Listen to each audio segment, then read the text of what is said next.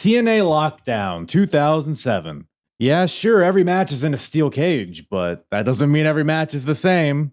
We got men, we got women, we got teams, we got singles, we got electrified cages, we got blindfolds, we got guitars and thumbtacks and some aggressive cucking, I think, on Eric Young. I think that's what. Also sharks. A lot going on here. It's TNA. It's 07. You know what it is. Well, let's dive right into it. Right here on the Apron Bump Podcast. Yeah. And the hardest, talk around and disregard it. Strip you off the ground, show you what hard is. Standing strong and proud, nothing can knock this. Let's get started. Yeah. What is up, everybody? Howdy, howdy, howdy. How's everybody doing today? Welcome to the Apron Bump Podcast. I'm your host, the hardest part of the ring, Kyle Bird. How's everybody doing? Happy belated 4th of July for all those who celebrate. I hope everybody's got all their digits and all their appendages still locked onto their body. Would hate to lose those. A lot of explosives, I'm sure, from this past weekend. But speaking of explosive, boy howdy. We got Lockdown 2007 from old Total Nonstop Action Wrestling.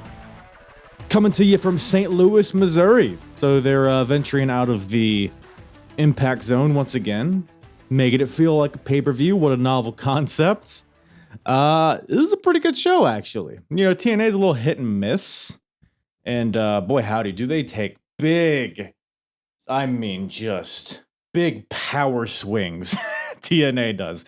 When they hit, it hits. And when they miss, I mean, that baseball bat comes flying out of their hands and hits a little Mexican child in the crowd. It is either the best or the worst. And we get a lot of both on this show. But yes, every match, if you're unfamiliar with the Lockdown concept, every match is contested in a solid steel cage. Calling it a steel cage, though, here would be a little generous. We get more into that. But like I said in the cold open, we got a lot of wacky gimmicks to kind of give each of these cage matches their own flavor. And some of them work, some of them don't. The main event of this show is Team Angle versus Team Cage in a lethal lockdown match, which for all intents and purposes it's a War Games match. The ceiling lowers on top of the cage. There's weapons and stuff. But we're coming off of Destination X, where Christian Cage just barely escaped with his NWA championship against Samoa Joe. So that feud kind of continues, but we also inject Kurt Angle into the mix, who is going for the title, and he calls on a partner because he needs to fit. It's a 5-man team. They had 4. They had Kurt, Sting, Joe, and Rhino. They needed a 5th guy. Who do they call? Oh, JEFF, JARRETT. My boy Jeff Jarrett has returned to be that 5th man and take it on Christian's coalition. He's building himself a bit of a faction over there. So we got a lot of fun stuff up top. We also got, the X Division titles on the line. We got the birth of the Motor City Machine Guns kind of in this show. And we got some women's action, which is a very rare occurrence. We got AMW finally are coming to blows, but it's in maybe one of the worst matches I've ever seen, completely due to the gimmick of it. But speaking of gimmicks, speaking of culminations of feuds, we got LAX defending their tag team titles against the Dudley Boys in an electrified steel cage match. Now you hear that and you might be wondering, hardest part of the ring, how does that work logistically? You can't just electrocute a You're right. And they work their way around it, and not a very good way. But we get into all of this. There's a lot to get into. TNA 07 is a trip. It's a fever dream. But speaking of dreams, I got myself a dreamboat guest on the pod today. Matt from the Shining Wizards podcast returns to the show. Always a good old time with my boy Matthew. Go check out the Shining Wizards podcast. They are live every Monday at 7 o'clock Eastern time. You can catch them on YouTube, on Twitter, Twitch, maybe. I think they're on Grinder Live and all that stuff. But all of this is in the description below. Check out their website, the link tree, all of that stuff. Catch them live or catch them after the fact on YouTube or wherever you listen to podcasts. They get into all the major scuttlebutt in wrestling. They cover all the major happenings, all the shows that are not all the shows that are happening, but the big ticket items as it is. But they have a good old time doing it. Ultimately, their show's super entertaining, hilarious. They do little segments. They have guests. They do interviews. They do it all. It's just a potpourri of wonderment over there at the Shining Wizards. So go check them out. Like I said, all of this stuff is in the description. Follow them on all the social medias. They're approaching episode 700. They've been doing this shit for like 12 years, I think. 12, 13 years, something like that. I don't know. I wasn't even able to drink when they started doing the podcast. So, yeah. One day they'll get good at it. But no, no, great group of guys over there. Hey, you can catch me there on, by the way, every third Monday of the month. Daddy has a little segment on the Shining Wizards HJC where I go on the show, give everybody a couple of hand jibbers, and make my way out. So, but no, it's always a fun time going on there. And yeah. Anything else I need to plug? Hey, if you like TNA, you like this era of TNA, maybe you just want to learn more about the promotion. Maybe you want to hear me gallivant about their journey through all the Vince Russo bullshit, all this stuff that you love to hear about. There'll be a link in the description as well. But you can go to apronbump.com. That'll bring you to all of the TNA episodes that or all the TNA pay-per-views that I've covered, starting from their very first 3-hour pay-per-view in 2004 all the way up to now, midway through 2007. So it's a lot of this. It's a lot of wackiness and goofiness, but it's always fun. With some good wrestling chucked in there every once in a while. So I think I've babbled enough. I think we should just get in this cage, lock the doors, plug it in, and wrap a black hood around my head and call it a day. TNA Lockdown 2007 with myself and Matt from the Shining Wizards podcast.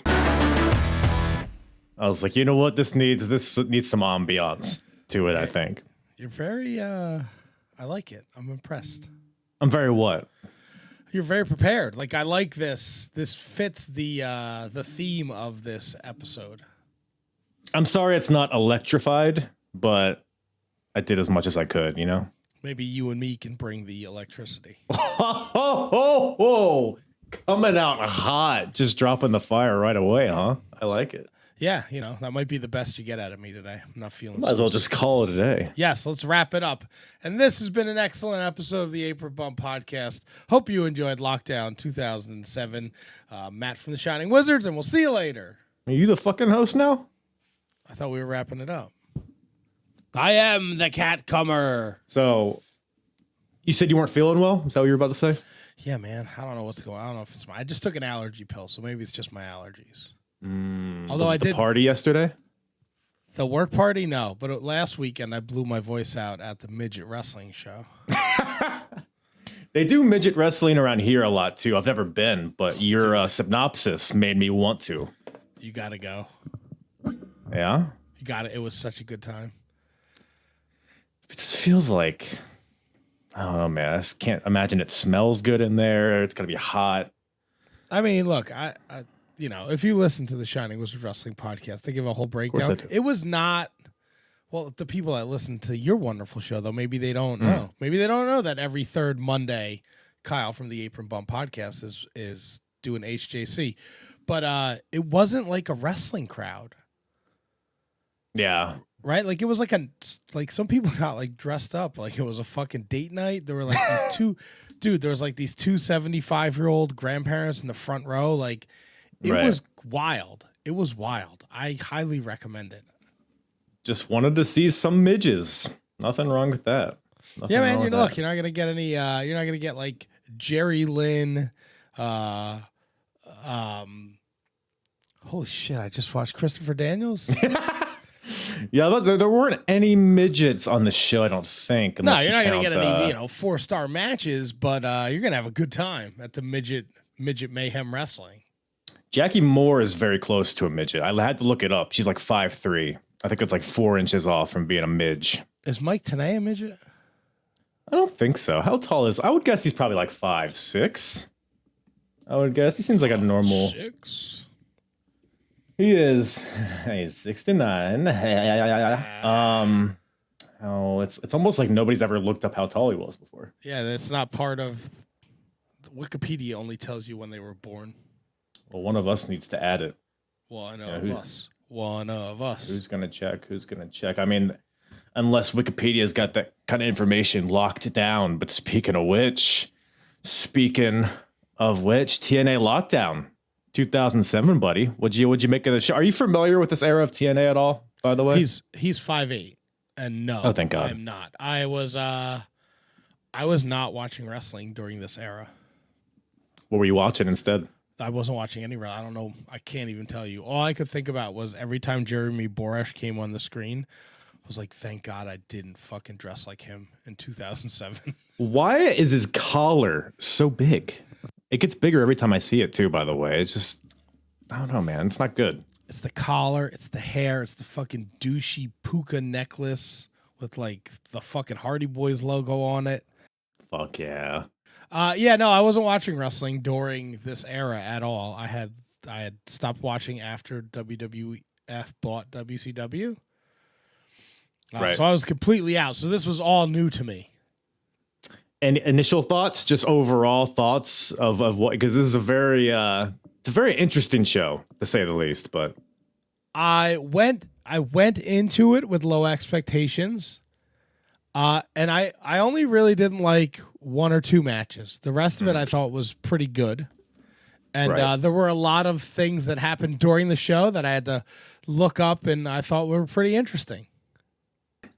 Yeah, I'll say, because I did too, because I was looking at the card and I was watching all the impacts leading up to the show. I was like, I don't think this is going to be a very good show.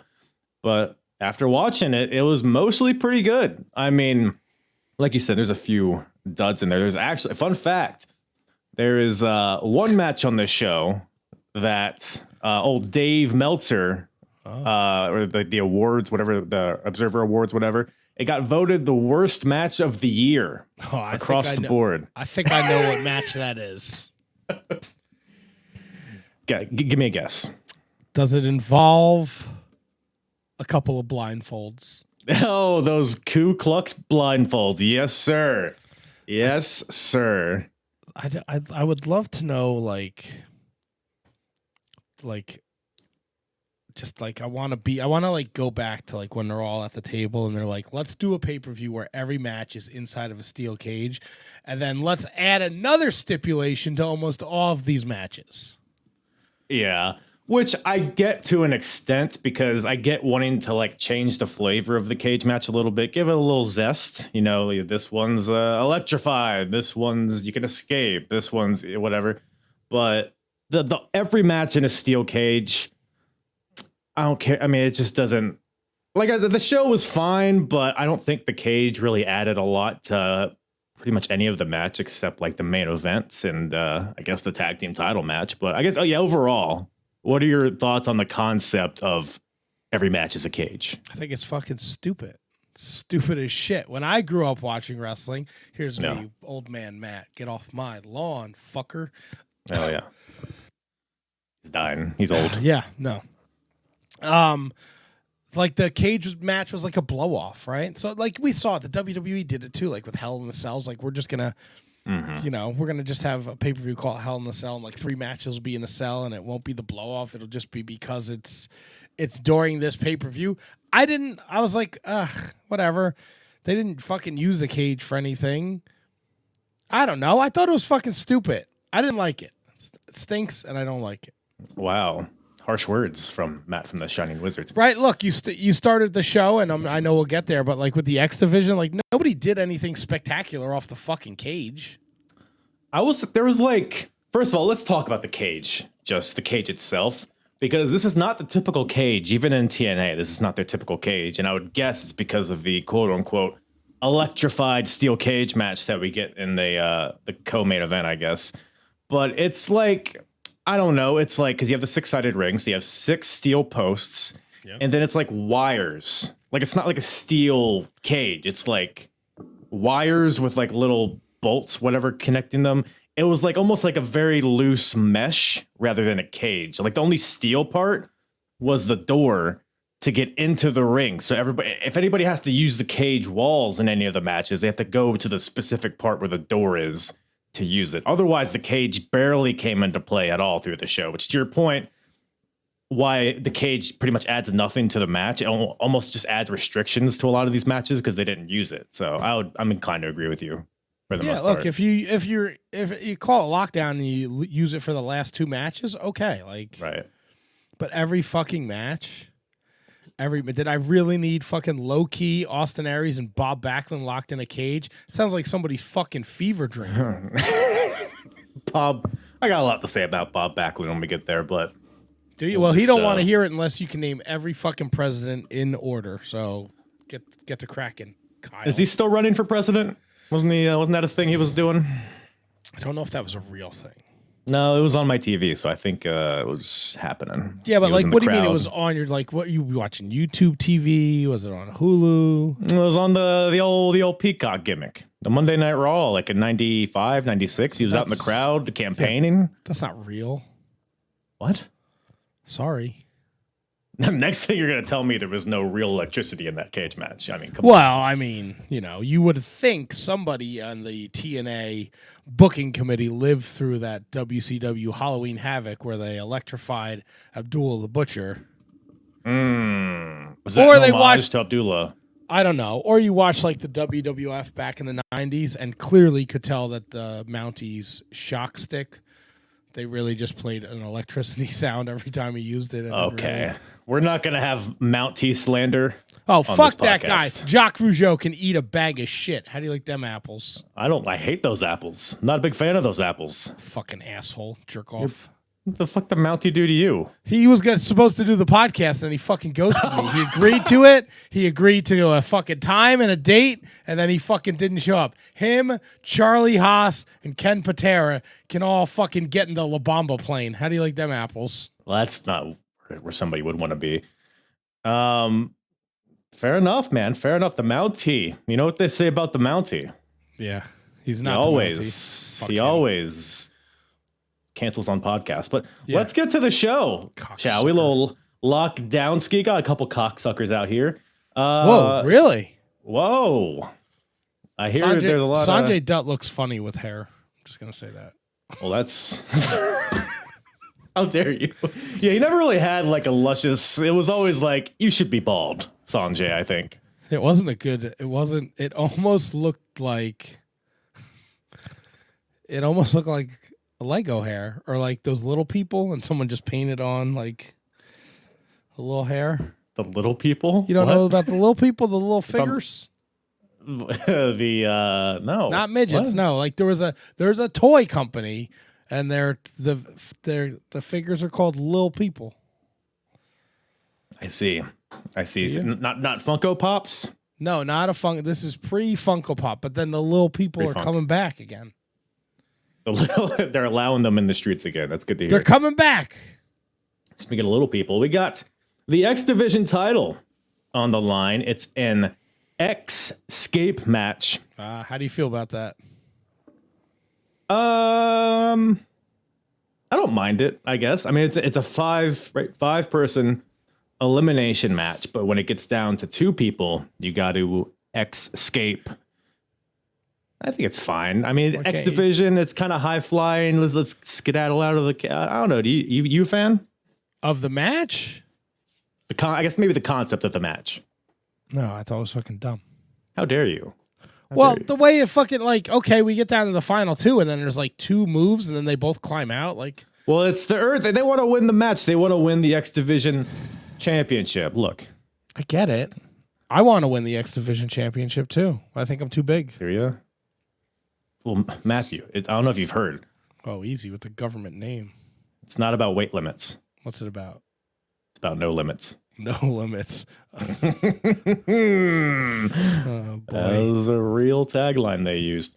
They could not have been more excited to put over the fact that Kevin Nash was at a Cardinals game during his intro. Wasn't on the rest of the show, but there were a lot of Pander Bears out here wearing the card because they're in St. Louis, first of all, which is big deal because they didn't really stray from the impact zone a lot. So it felt like a pay-per-view to me. I loved the atmosphere of the show, at least in comparison to that Orlando loved the pyro during the intro where you couldn't hear anything Don West or Mike Taylor were saying. The pyro was so fucking loud. It was we're coming from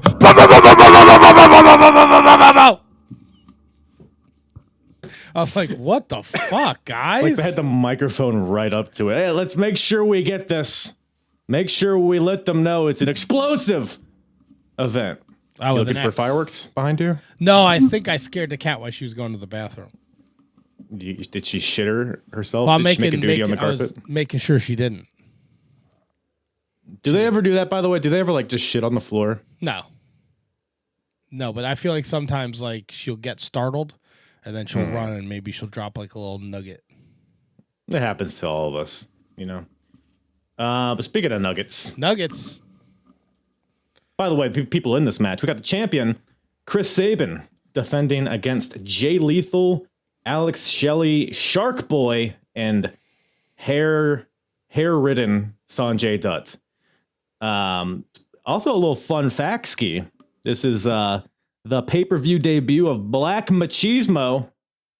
Old Jay Lethal out here in the Macho Man getup doing the ooh yeah. What'd you think of that persona of Mr. Lethal? I thought he did a great job with the voice and the mannerisms. The hair was a little rough. I don't know what was going on with that. Yeah, I guess what else would you do to resemble the Macho? I guess you could just keep it in the cornrows, right? Sure, shave it not? maybe. Yeah. I don't know. It's like Macho with a little bit of flair.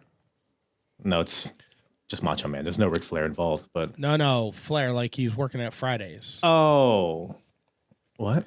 Does the Shark Boy do anything for you? You mean the man from the Deep Blue Sea? I mean, where else? Come on, where else would he be from? Kyle, don't be ridiculous. He's a cult favorite, Matt. I don't know if you could tell. Commentary, I don't know if they mentioned it 12 times, but he's a cult favorite among the TNA faithful. I'm not gonna lie, I kind of blocked out Don West and Mike Tenay. You don't like this commentary duo? I don't know. They're passionate. And what was Don West wearing? I believe it was like a silk black button-up with a white collar and a white tie, which was a bit of a suspect choice. And he didn't say be dialing once, and I was upset about that. I'm sorry. Do you want your money back? I do. Once, Kyle, in the early days of the Shining Wizards Wrestling podcast, I bet on the Don West deal of the day, where they were selling you could buy through the website. I think you got 4 DVDs, 2 T-shirts, and an action figure for $35. And I bought 3 of them because we were gonna do. I bought 3 of them because I was giving them to all the wizards for Christmas. But they sent me 3 of the exact same things. Every set was the same. And in the description, it was if you order more than 1, you'll get different everything. So then I reached out to them and told them that, and then they sent me another 3 things. They were different, but again, they were all the same. Right? So then I reached out again. I was like, you guys are killing me here. I'm like, I just need 3. I ordered 3 with the idea that I would get 12 DVDs, 12 separate DVDs, 6 different T-shirts, 3 different figures that I could give to my friends for gifts. Finally, they did. But at that point, I had a TNA collection to die for. They have 50 of each. They never asked me to send anything back. They never responded. I sent an email and they just out of there. Oh yeah, they were dying to get it out of there. But I was like, the fuck, Don West, man? Don't tell me I'm gonna get something different. And then I ordered 3, and you sent me 3 of the same things. It's a wacky deal. It's a crazy deal. Took years for me to get rid of all that shit. You got rid of it. You didn't hold on to those bad boys? No, I think I was like put them in giveaways, and if you signed up for the Wizards Patreon, you got free stuff. How many fucking best of TNA knockouts DVDs do I need? Dude, they the got answer best is of zero. anything. 0 is the answer, Kyle. Best of Alex Shelley tag team. They would literally just do anything. And but I don't know, man. Maybe this is a best of match. Who knows?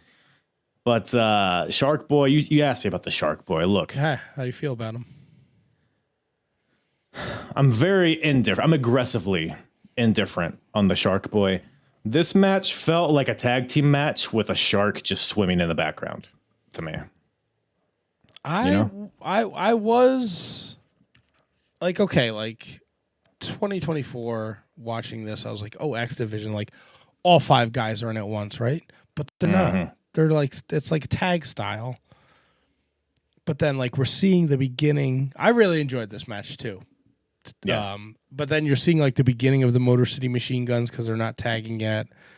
Right. But they're teaming, they're fighting together instead of against each other. But I thought all 5 guys were going to be in there at once, and it wasn't. It was like, oh, we're going to take out, Saban's going to take out the Shark Boy, and then someone else is going to come in, and I was like, well, they should have just made it like a gauntlet match where you just send a guy out after an elimination, because that kind of seems like the way it went. Yeah, no, I agree. It is one of those things where it's like, I get why they tag in and out, because if not, if you just have everybody in the match at once, it probably just becomes a clusterfuck. But at the same time, it's a cage match. Why are we tagging in and out? Are there rules? Are there not rules? But I don't know, man. Shark Boy gets shit canned like pretty much right away. He tags in, does like a pretty slick looking sunset flip, Tower of Doom deal with his fin and everything. And but he gets I think the machine guns, they do like a double leg drop. They both get on the same turnbuckle and they like lock hands and do like a splash leg drop onto him. Yes. And it's a Rob Van Dam Sabu thing. But yeah, you brought up the machine guns. Oh, go ahead. Hey, let me ask you this. Do you think Shark Boy is the son of the shark? I think this has come up before. Why was John Tenta dead at this point? He was. He died in 2006. I'm curious as to what like the age difference was, because John Tenta, I don't think he was that old when he died. He wasn't. He was 42 when he died. And Shark Boy's probably like 25 at this point, at least. Not the adventures of Shark Boy and Lava Girl. Stupid. That was the whole thing. There was a lawsuit between them, and that had to get settled or something. I don't know. Really? Shark Boy's 49 today, so let's do math here. It's 20 years ago, so he was 29. 20 or no, ago. it was 20 years ago. Kyle. Yeah, well, I forgot what year we're in. 16 years ago, 17 years ago. So Shark Boy's like 32. Yeah, 32, 45. How old did you say Shark was? 42. So yeah. So yes, but John Tenta was I bet you he was a big kid, right? So I bet you maybe the older ladies thought John Tenta was like a young man when he was 13. Maybe he could have passed for 18. Maybe he put a seed in somebody, and that's how we got Shark Boy. Well, sharks also, don't they lay eggs? Oh, that's a great question. We gotta make sure we got this tight, because we don't want to be spreading the misinformation. Do sharks? Nope. It's number 2. Number 1, do sharks have bones? Number 2, do sharks lay eggs? Do sharks sleep? Do sharks have tongues? Interesting. No, not bones. Stupid. Do sharks have? What do we have? Eggs. Do sharks lay eggs? Let the people know. Do they lay eggs or give birth? Or do they? Some lay eggs, but most give birth to live young. So they just bust shark nuts into each other and. Yeah. Some sharks. Check this out, Kyle. The frilled shark is pregnant for more than 3 years. Whoo-hoo! Yikes! Wrap it up, frill sharks. Jesus Christ, it's not worth it. But I mean, for you, it's not. For you, it's worth it. For the lady shark, yeah, no, that's a good point. Lady Shark, do do do do do. Lady Shark, do do do do. It gives a whole new meaning to that song. I think it's Baby Shark though. It is. And it's Shark Boy. Shark Boy wants a baby. Shark Baby. But Shark Boy, it is He's a out. baby. He's gone. He doesn't give birth. Whatever the opposite of give birth, because he's removed. He's aborted from this match. He's been aborted. Got there. He's been aborted. Which leads us to just Sabin, Shelley. It's essentially Sabin and Shelley versus Lethal and Dutt. And you brought up machine guns earlier. Yes, this is the first time that they ever like pseudo team together, and it's crazy how immediately they have chemistry. Like the double teams they're doing, like the tandem kicks, and like one guy has a Muda lock on one guy, and then the other guy comes with a drop kick. Like the tandem offense between these guys is crazy. How right away that they were so in sync with each other, and I have to think that this match was the spark that made them team together full time, which is very interesting. Yeah, I had to look it up during the match because I was like, they're not in the same gear, and they are, but they're working together like really, really well. So I think this is the first sign of them working as a tag team, according to their Wikipedia. Yes, indeed it is. Indeed it is. But Chris Sabin eventually hits Sanjay Dutt with the cradle shock to eliminate him. And then Lethal's back in there, hits the lethal combination, and then the Macho Man elbow to Alex Shelley to take him out. So now we're just down to Chris Sabin and Jay Lethal, and immediately they race, because now it's one-on-one, so now you win by escaping the cage. And so they immediately run to the door. I don't know, man. I liked it. I thought it gave a good sense of urgency. It was like, we need to win this match. Let's sprint to the why bother lollygagging, doing some chin locks in the ring, you know? I guess. I don't know. When they both were perched atop the cage, I was like, this does not seem safe at all. No. It was a creative finish, though, where he kicked his leg through and he got hung up in the cage. That was very fun because they were both on the outside scaling towards the floor. And then, like you said, Sabin like leg kicks Lethal and sends his leg through the rungs and traps him, which allows Sabin to make the cheeky escape and retain his title. So fun finish, fun match. It was pretty much the birth of the machine gun. So, and a little shark interlude. So who could be mad at this? That's fair. You know what I can be mad at? The fact that I didn't have enough time to watch the lead up to this. So I don't understand the next segment where there's Team Cage and they all seem to be on the same page. And then they're like, oh, here's this retard Abyss. He's a retard. And I'm like, wait, why does everybody hate Abyss? And then James Mitchell has a cell phone or something. I don't know what's going on. He controls them. So a dog whistle. Kinda. And I'm like, is that Tomko? Tomko had a career in TNA? Tomko's here. He's bald. Oh, my God. So bald. And she's so mad he takes his shirt off. Don't you when you get mad? No, I usually throw something. You should maybe start channeling it into ripping your shirts. Instead, he didn't rip it, though. He just took it off. It wasn't cool. He just took his shirt off. It wasn't like a man. Right. You know. Nice belly button on that Tomko. But you're... So Abyss. So that's a whole thing. So Abyss and his manager, James Mitchell. So Mitchell had been, Abyss was essentially his pet. He was doing whatever Mitchell told him to. He was very restricted. Abyss was, and Sting came along and was like, Abyss, you're your own man. You don't need this James Mitchell. You have your own thoughts and feelings. Be your own man, Chris. Right. He would call him by his real name. Oh. And then they had some matches back and forth, and then Abyss kind of started to see the light. But then James Mitchell, when he sees that Abyss is starting to have his own thoughts, he's starting to see that Abyss maybe doesn't need James Mitchell anymore. Uh-oh. Mitchell goes and finds Abyss's mom. Oh, I know, right? Right, puts her on a pole. No. Excuse me. No, that didn't happen. Not yet. I don't. Look, I don't know because we're gonna get to this match where they're chanting about Vince Russo. So I don't know if he's even there. Oh, he's there. He's there for sure. It's very evident. But so the lore here is that when Abyss was a child, his dad shot his mom in the back and put her in a coma. Whoa. Or wait, did Abyss? That seems heavy. No, yes. That's right. The dad. No. I'm sorry. The mom shot the dad in the back. Okay. And then Abyss, the son, took the fall for his mom.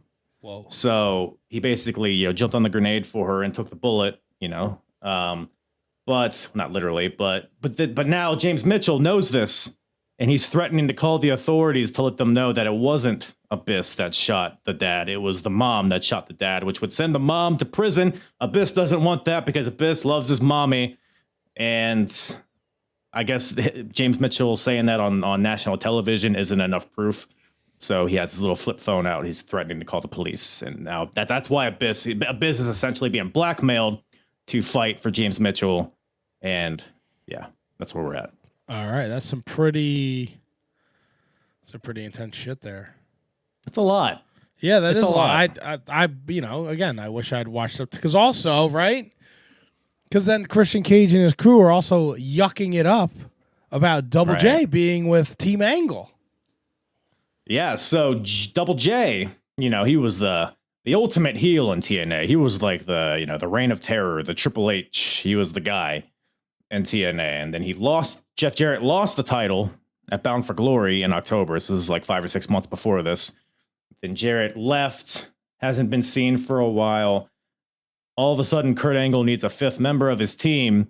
So he calls up old Double J and comes in, and then he interrupts a match. They do the whole gimmick on Impact where they're fighting to see who gets the numbers advantage in this War Game style match. And Jarrett interferes, costing, he basically gives the win to Kurt Angle. But then Jim Cornette, the authority figure, is like, well, we're going to reverse the decision. We had interference. So now Team Cage has the advantage. So that's why Team Cage is yucking it up due to a referees or after the fact reversal of the decision, which crazy town. Crazy. A lot of webs. Oh my God. So, and then the it leads right into this slave angle. Come on.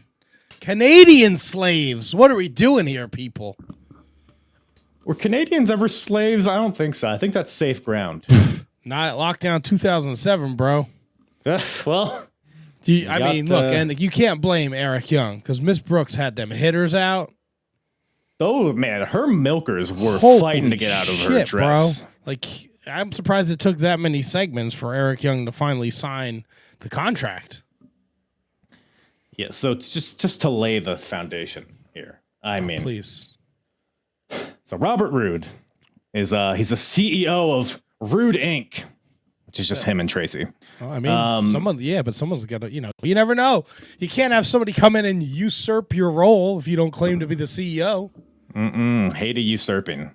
So Rude sees how popular Eric Young is getting because Eric's like he's kind of a comedic guy, but he's very lovable. The crowd loves him. They chant for him. And Rude's like, you're popular. I want you a part of my bubble, so then I'll become popular. So Rude sought to bring in Eric into the fold, and he did this by using Tracy to basically lure Eric Young in with her hitters, and was like, hey, let's make some coitus, and then we can sign the contract, and then you can be a part of our thing. But I'll let you inseminate me to do so. Wow. But then... You think she would let him inseminate her? You don't think he used protection? I don't think Eric Young knows what protection is, so I think he would just go in all raw dog ski. Oh, not that new raw dog thing, right? That's a thing now. Do you know that? The airplanes with no headphones? Yeah. No headphones, no watching TV. You just stare at the screen. What's wrong with people? That's psychotic. That's psychotic. Why does it have to have a name? They stink.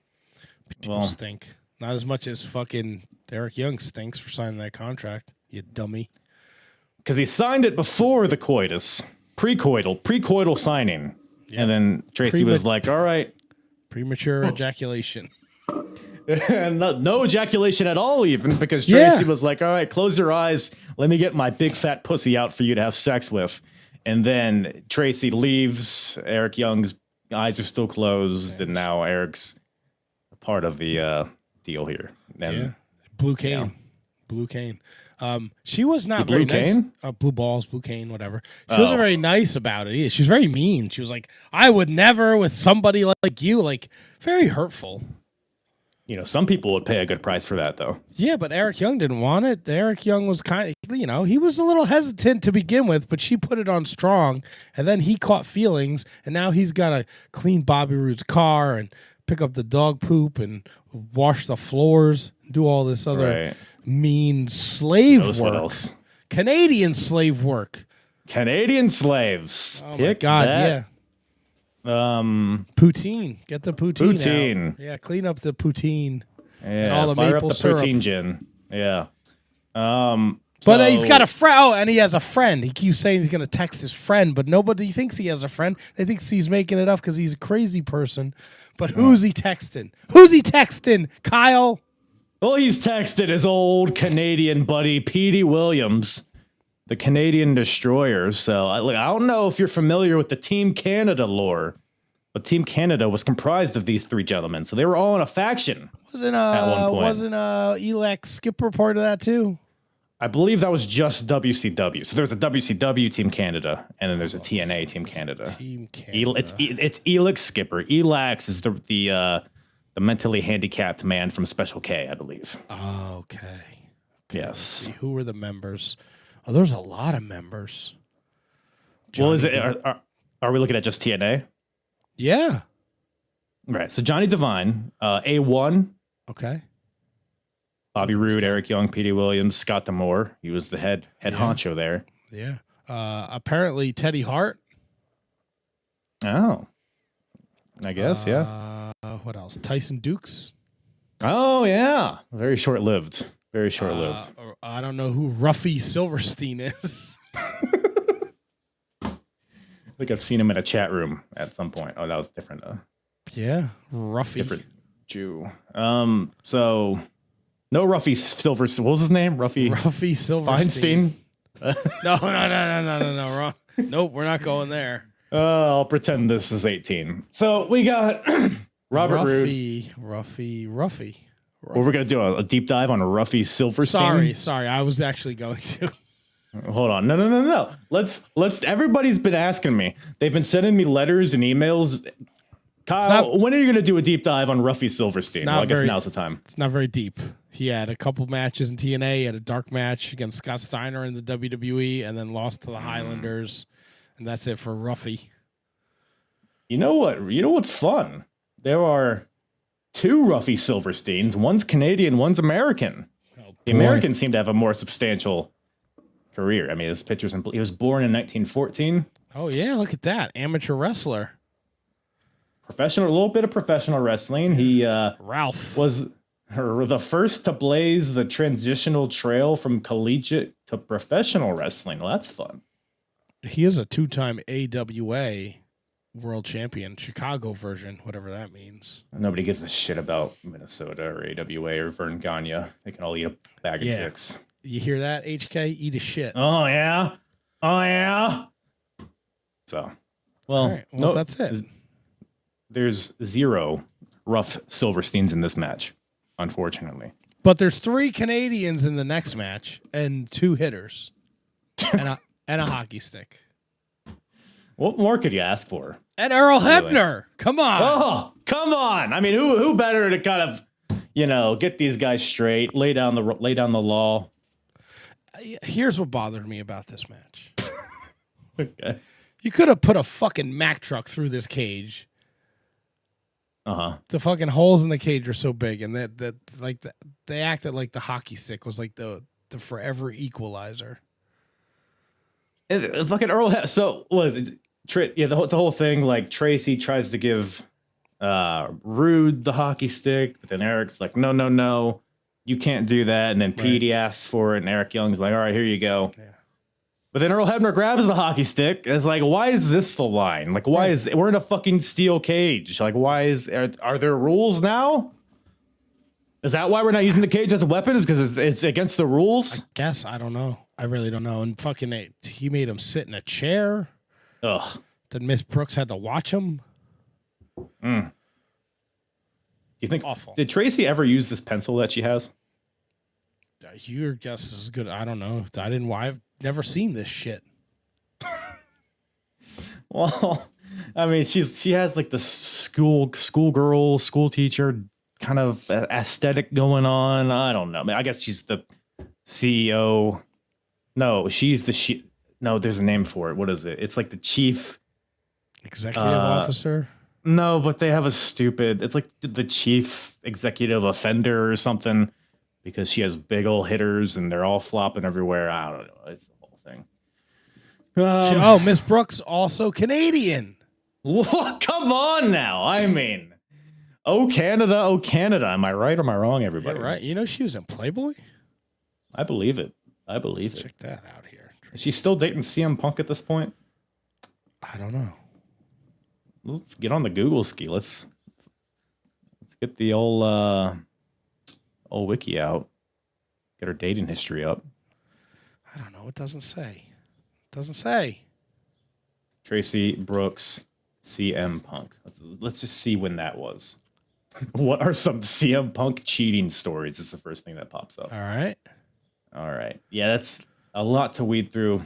That might need to be a whole separate podcast in itself, to be honest. I guess.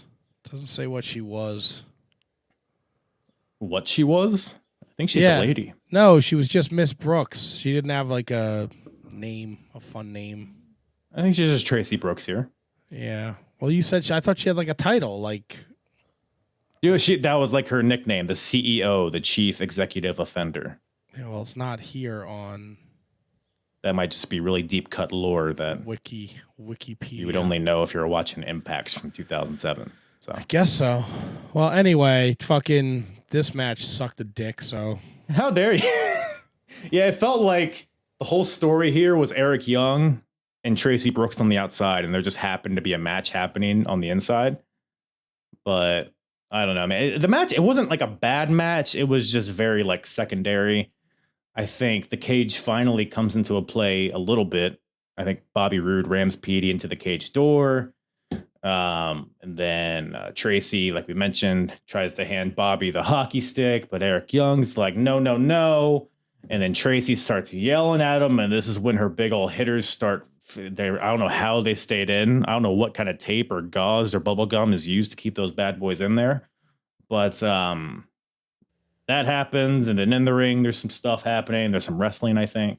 Yeah, and they hype up that Petey Williams is the Canadian Destroyer expert, but he doesn't hit it. It gets countered. He was trying to. It gets countered, and he loses. And I was like, thank God, I'll never get this 10 minutes and 15 seconds back. Well, before we gotta mention, Petey at some point asks for the hockey stick from Eric Young. Tracy tries to prevent it, but Eric just pie faces her and shoves her to the concrete floor and says, fuck you, toots. Here's the hockey stick. I'll show you a hockey stick, is what Eric Young says. And then hands the hockey stick to Petey. Petey hits Bobby with it, goes for the Canadian Destroyer. But Bobby, like you said, Robert Roode counters into an Alabama slam into the corner and then follows it up with the payoff, which is a fisherman suplex, and gets the win. And then Robert scolds Eric to the back. Of course he does. Another win for Robert Roode, Inc. Yep, folks. Put a check mark next to that. Thank God. Thank God. Now, I got to ask you, Kyle, right? Because this next segment now, Rhino, he's mad. He's upset. Yeah. How does nobody know that Jim Cornette has flipped this? There's no memos. There's no... I mean, I know we're in the infancy of the internet here, but nobody went and told these guys? Look, man, it's a wacky ship. There was a fucking pre-show that they kept talking about during the pay-per-view. Oh, they're not watching the pre-show. They're back there doing Hindu squats and doing massages and oiling each other up. They don't have time to be watching pre-shows and Mike Tenay and all that other bullshit. Well, like they walked in and Rhino's sitting there, and then he yells at Kurt Angle, and then he leaves and he puts one piece of tape on his wrist. Like, am I supposed to believe it takes him 2.5 hours to tape up his fucking wrists? Well, maybe he's got to do his, with the bands. He's got to do the curls. He's got to do some push-ups. It's a whole... Rhino's got a big, pregame ritual, I'm sure. Does he? He's mad because he doesn't know. He's in the dark. Now he's upset because they lost their team advantage. Kurt Angle's like, well, Jim Cornette changed it, though. Don't be mad at me, fella. Is that how he said it? Yeah, and I'm like, does nobody fucking know? Well, Kurt's there to let him know. He's trying to be a good team captain. So, you know, a little foreshadowing here. The main event is going to be Team Kurt Angle versus Team Christian Cage. Team Kurt is comprised of Kurt Angle, Jeff Jarrett, Rhino, Samoa Joe, and Sting. And we can kind of just bundle this all up here. It's a constant thread throughout the show. In between the matches, we like cut to Kurt going to each of his teammates and being like, look, you can trust Jeff Jarrett. I know he's been a slime ball in the past, but I wouldn't have called him up if I trusted him. So I just need you to settle down, take it easy. Joe's also pissed. Joe's probably even more pissed than Rhino is. He's got terrible mutton chops. And then Sting is like a little more. He's like, look, what's done is done, whatever. Jeff Jarrett, I saw him because the last match Jarrett was in was against Sting, and Sting was like, he seemed like a different man. So I'm a hold hope that you're telling the truth, Kurt, but we'll see. I'll give you the benefit of the doubt. So that's the whole thing. Kurt's like, oh gosh, for Pete's sake, can anybody just trust me? And so yeah, that's how we build. Would you trust Kurt Angle? Would you trust Kurt Angle or would you trust Jeff Jarrett? In 2007, probably more inclined to trust Double J. Kurt's all zooped up on who knows Jeff, what Jeff at this ain't point. Jeff ain't no better. Jeff is like, I'm surprised. I forgot that he came back briefly during this point because I think doesn't his wife die like next month or something? Because that's why he left initially, I believe, and then because I know he would come back eventually, but I didn't know he came back in 07. Yeah, 07 is when Jill passed away. It was in May, right? He's got a big Wikipedia hole, please. Because I'm pretty sure it was, I think the story is that it was like the same day as Owen's death. But on a different year. That is. It's a good callback. Yeah. Yeah, it was. All right, it was May, so it was after this. So, but like, this is like April, I think. So It's like right after this. So I'm surprised he's even here at all. But yeah, so we'll see if he's a new man in the main event. We'll see if we can trust old Double J here, Double J ski. I just want to sing fucking With My Baby tonight. Speaking of some babies tonight, we got a couple more hitters here. We got Jackie Moore versus Gail Kim in a steel cage match. Steel cage. This is also, and I wasn't aware of this until they showed the video package. I guess this has some correlation to the Chris Harris James Storm feud. It certainly does. You're so astute. You just absorb this stuff and you just... You know, I'd like to think I do my due diligence before I come on your show. You do diligence. So, we got Jackie Moore, Gail Kim. Like you said, this all stems from the Chris Harris and James Storm feud. How familiar are you with the team America's Most Wanted? I know about them. James Storm, Chris Harris. Like the first couple of years in TNA, they were like one of the top acts in the entire company. They were huge. The tag team division was hitting. There's some really good stuff there in the early years. But eventually, James Storm turned on his partner, Chris Harris, which we'll touch on more later. But Gail Kim was the valet of this team, and she took umbrage to James Storm smashing his partner with a beer bottle in the face. So she was pissed at James, and James is like, well, I'm gonna just find me a new broad. So he brings in Jackie Moore, aka Jacqueline, from the old WWF. What do they call her? The Queen of Tennessee? The Pride of Tennessee. Whatever. Yeah. So we're here. In this era, it's a very rare women's match. First ever cage match, they said. Poof. History is being made here in St. Louis, Missouri. TNA lockdown 2007. Jackie calls Gail a slut at some point leading up to this show, and that's why we're fighting. So nice. You shouldn't do that. You shouldn't do that. So very heated blood feud between these two gals. They get in the ring. They start wrestling. Well, before they get in the ring, this is they can't even make it to the ring. Because Gail comes out, and then Jackie comes out, and Gail storms the aisleway and attacks Jackie, and they fight all over the ring. They're fighting into the commentator's laps, which... Mike Tenay loved that. Oh, he was half-chubbed at least. A little handsy. He was a little liquid, yeah. I think, after that. Pre-Robert Irvine, so she was fair game. Yep. So, I guess the rules to this match, in case you're interested. Yeah, please tell me. You can win this match by pin, submission, or escaping the cage. Nope, wrong. Yeah. Pin, submission, or escaping. This is not an X Division match. Nope, this fucker said escape. Sorry. Maybe he also says nuclear. You know, some people just don't know how to talk. Maybe it says espresso as well. Right, well, I'm just saying. Do you say these things? You say these things too, don't you? I don't know what the fuck I sound like half the time, and I don't know what I say, so I have to listen back to know that I butcher the English language. This was dog shit. Look, man, you can escape by leafing the door. They just like had the door open. Leafing, you can leaf Cassidy out of the cage, and but that doesn't really come into play, so I guess it doesn't matter. But Gail wins the match by jumping off the top of the cage with a crossbody. Yeah, well, onto the Pride of Tennessee. The way she was selling afterwards, it looked like she would have just been smarter to walk out the fucking door when she had the chance. Look, it's not about winning the match. It's about sending a message. It's about pride. It's about letting your opponent know that you beat them. And it's just walking out the door willy-nilly, that doesn't accomplish the goal. Jumping off the top rope, jumping off the top of the cage and hitting Jackie in her fucking forehead, which doesn't sound like much, but then you look at Jackie and you see that giant fucking forehead. Like, this match was just like, they just did not seem like they were on the same page at all. And like, that's a pretty fucking big spot, right? Like, to this point, nobody's jumped off the top of the cage on this lockdown pay-per-view. And here comes Gail Kim, and she shoots over Jackie Moore. Yeah. She should have just walked out the fucking cage. Because it looked like it hurt her more than it hurt the Pride of Tennessee. Oh, yeah. I mean, look, it crushed her head, so I admire the effort.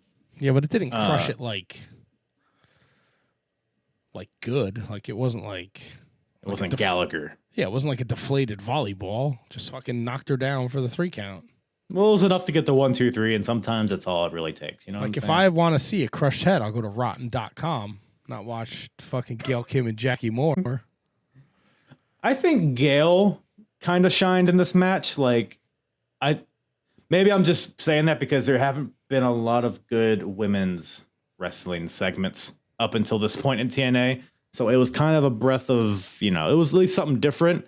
And I guess I know what's to come with the women's division. Like, Gail Kim would be the forefront of that with her matches with Awesome Kong and stuff. So it was cool to see like some early stages of it. But yeah, the match itself was a little rough, but it was a fun little finish. It was, jumping off the cage. It's exciting. It gets the cockles turgid. So I thought it was fine, Was it fine? It happened. All right. I mean, that's for sure. You know what else happened? Fucking else Bob happened? Backlund in TNA in 2007 was the thing. Hey, you plebeian. I didn't know this thing existed at all. You want to know another fun fact? I'm just full of them. Fuck yes, please. I'm fucking full of this, because I watched this live. This was my introduction to Bob Backlund. This is the first ever I had ever seen of Bob Backlund was in TNA in 07. So this is who Bob Backlund is. Wow, so not former WWF champion. Brother, because I've gone back. Hit me with a brother. Look out. Brother, I've seen his, his later WWF run when he was, won the title from Bret Hart and all that shit. And like, I said, look, I know it's a different time, but I just can't picture a time where Bob Backlund was the dude. Like, I just don't get him at all. Are you Bob Backlund guy? Am I a Bob Backlund guy? I guess so. I don't dislike Bob Backlund. Like, when Bob Backlund shows up in 1992 in the WWF, my father's like, he used to be a world champion. And I was like, shut up. He's not. He's the fucking most boring, plain, white bread dude ever. Fucking happy, go lucky. But then he loses his mind and he's putting everybody in a cross-faced chicken wing. Like, that was awesome. And I enjoyed his feud with Bret Hart. Didn't really understand why he managed the Sultan at one point. That was weird. But, he was fun. Was he? Yeah, I mean, he was fun, and I got a kick out of him. He's a fucking maniac, and he runs around the ring just as much as these two guys. Dude, this combination, everything involved in this next match is fucking insane. We got Low-Ki, we got two of the biggest assholes in wrestling, Low-Ki and Austin Aries facing each other, with Bob Backlund as a special guest referee. I mean, we're just throwing anything at the wall and seeing what happens, but it was, Senshi versus Austin Starr is what we got here.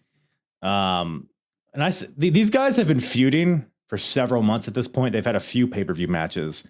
And I always kind of say the same thing, but it's still kind of true. I feel like if this match happened in like Ring of Honor, it would be like an epic main event level match. But here it's just like, we got Austin and his stupid earrings, his stupid Black Machismo hair, and we got Senshi.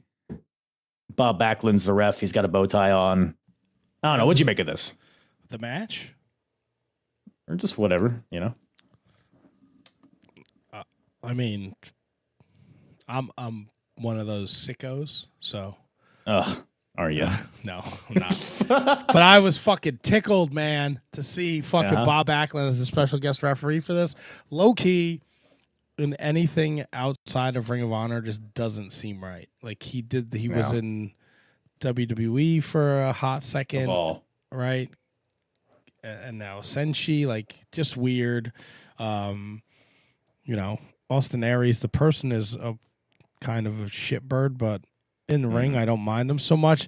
I did not like the ending to this match. But I like the story they tried to tell with Backlund enforcing the rules and check. Like, I think it's a lost art. The referee checking the knee pads, the feet, the arms, looking up his sleeve. Like, I got a fucking kick out of that. And dude, Bob Backlund, he was moving around the ring faster than these two guys were. It was fun. Look, I had fun with this one. Those steps, with the Harvard step test, all those Hindu squats and the step ups he's doing, I mean, it comes into play here. His conditioning is next level, even in those slacks that he was wearing. So it was very impressive. Yeah, he's a true professional. And he was laying down the law. There was one point where Aries hits Senshi with a running drop kick in the corner and then goes for the pin with his feet on the ropes. And then Bob Backlund's like, "Oh, listen, son," or however he talks. And then he gets his foot off the ropes. Aries and Backlund have had a very heated feud for the past few months. So Aries is pissed that he's even here, and there's a lot of tension between the two. The irony, because fucking he inadvertently blocks Senshi. Well, it's just how the tables have turned, how the turns have tabled, Because, to your point, Senshi at one point goes for his double stomp off the top rope, but Aries or Star grabs Bob Backlund, sends him into the corner, crotches Senshi, sends him to the mat. Austin Aries hits the 450 for a 2 count. So that was a close. I bid on that one. I thought that might be it. But then Austin gets his 2 count. He's like, "Bob, it's because you're counting slow." Yada, yada, yada. Shoves him. Bob shoves him back. Austin Aries topples backwards into the arms of Senshi, who rolls him up for the 1, 2, 3. So Senshi wins. Bob Backlund screws Austin Starr again. And so that happened. Do we ever get a Bob Backlund Austin Starr match? Well, you're just going to have to stay tuned, buddy. You're just going to have to hit subscribe, hit that bell notification, and see. There you go. There you go. No, I don't know. I feel like they got to at some point. God damn it. Would you be interested? Kind of. In seeing that? He could probably still go, Bob, as good as he ever could. What did Bob Backlund ever do athletically? So, I don't know, man. Let's see. When was his last match, according to Cage Match? Oh, brother, he's probably still going. 2018. He was in Japan. Did he wrestle Tanahashi or some shit. It was him, Hiro Saito, and Yoshiaki Fujiwara against Masakatsu Funaki, Riki Chosu, and Tatsumi Fujinami. You nailed those names, man. It's like you do a New Japan podcast or something. Something like that. Let's see. Career. Let's see. Doing it 2007. Motherfucker. What's up? He wrestles twice in TNA in 2007. Fuck yeah, let's go. It was bound to happen, so big money match there. I won't spoil the results, but he wrestles Alex Shelley and he teams with Jerry Lynn to take on the Motor City Machine Guns. Well, that's a match I just fucking June and July are gonna rock for you when you get to 2007. I might just binge up until I need to see that yesterday. That's hot, spicy hot fire, as the kids say. That is something else. All right, so I know we mentioned that we tied it all together before the vignettes in between. I feel like a lot of guys can say a lot of things in promos and you wouldn't be like, oh, that might really happen. But I think when Samoa Joe threatens to kill somebody, he's so good. That's kind of scary. He's just one of the most authentic talkers ever. To your point, whatever, he's in TNA. We just saw Bob Backlund bumbling around in there. We're in this goofy atmosphere, but he lets the intensity shine through the screen. Even with his stupid mutton chops, it was some good shit from Joe. Yelling at Kurt Angle. Yo. Mutton chops were in at the time, man. Were they? I don't fuck. 2007 is a fucking blur to me, dude. Yeah. I'm sure all these guys were listening to fucking Crazy Town's Butterfly in the back before their matches. Like, they were fucking ready for this. I was not ready for this next gimmick inside close of your a gimmick. eyes so you don't have to watch it. Like a fucking Russian nesting doll of wrestling matches. A gimmick inside of a gimmick inside of a fucking shit sandwich. So it's funny because it makes the gimmick makes sense in the story they're trying to tell, but the execution just doesn't lend itself to an entertaining wrestling match. No, it was so fucking bad. We got a blindfold match between James Storm and Chris Harris, former AMW, a team ripped apart because, like we mentioned earlier, James Storm smashed Chris Harris in the eye with a beer bottle. Right in the eyeball. So he's only got 35% vision in his right eyeball. I wish I had got an eye patch. No vision for this match. You could have put on a hood just like them and really just immersed yourself in it. Well, me and you have different hoods around our house, buddy. Yeah. You and fucking I don't know about that. You and Brundo have the same hoods. I don't know what you're talking about. This was fucking. I wish I was fucking Stevie Wonder for this match. So I have a lot of thoughts on this. Mainly the choice in vision impairment, because it's a blindfold match, is what it's called, but it's not a blindfold. It's just a black pillowcase over each of their heads. Not because you can't tie it because they would fucking suffocate. So it's just a loose pillowcase over their heads. So if you take any kind of bump, it goes flying off, which it does several times in this match. It does. You would think there's somebody at TNA who was like, there's got to be an easier way to do this. Like, you couldn't have put a fucking ski mask on them with like some like built-in fucking real dark sunglasses so they could at least see. Like, yeah. I mean, just take the thing they used and just like kind of wrap it up and just wrap it over their eyes, tie it behind. And dude, this drove me crazy. So the match, they're in opposite corners of the ring. Right. They're looking at each other. They get the hood. They put the hoods on. Right. Then they don't get spun around or anything. They're looking at each other. I need to emphasize, they're looking at each other. They put the black hood on, and then immediately they're lost. Yep. Where is he? I wonder where he is. I didn't just see him 1 second ago. They're like grabbing the ropes like they're fucking falling off the earth, like they're on a ski rink. Like, that was the pacing of this match. It was slow crawling. You know, they get into the middle of the ring, they like just miss each other, And then they come back, they do it again, and they like kind of touch each other, but they both throw punches, and they both miss. I don't know. I mean, it's just bad. Chris Harris grabs the referee, but then realizes the referee has pants on, so it's not James Storm. He puts him at a full sharpshooter. He gets him locked in the thing before he realizes it's got those scrawny ass legs, slacks, shoes.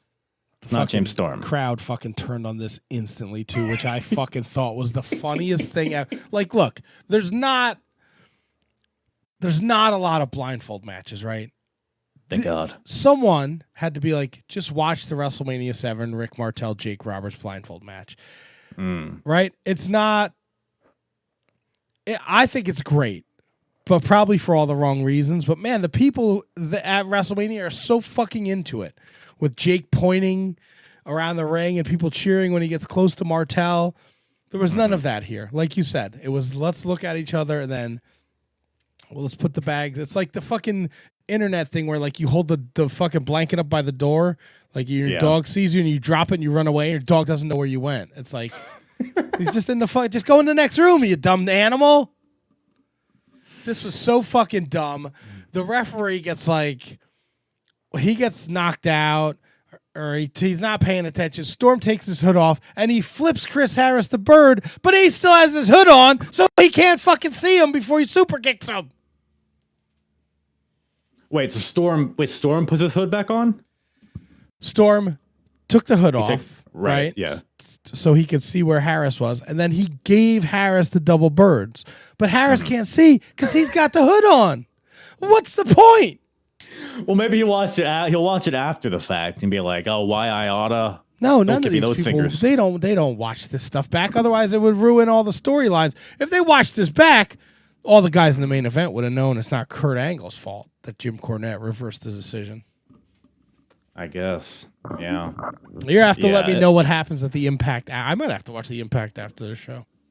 Hey man, it's worth it. You guys got the old membership, right? Yeah, we signed up for the TNA Plus. There you go. That's you sent All me those the impacts YouTube. are on there. You sent me the YouTube video, but I just went on the app.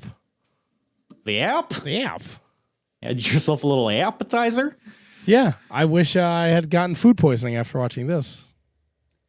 I mean, there was, because of course, in a blindfold match, the heel is eventually going to take the thing off, so he gets the advantage, and that's what we lead to, and that's what the finish is, like you mentioned. But it was just everybody's thing keeps falling off. They're like fighting on the top rope too, which is like, I don't know if that's the best strategy if you're blindfolded, but they're on the top rope. I think Chris Harris throws out like a top rope cutter at some point. It's like, why are we going vertical here?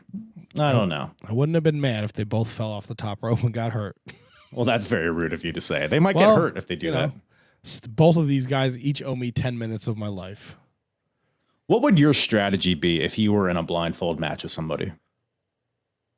I would 100% listen to the fans. I would use the Jake the Snake route. I would point. Right. And listen to the fans. Or maybe just charge forward. No. When you get the blindfold put on. Because you know he's right there. So just you can't, before he can move. You don't want to charge, though.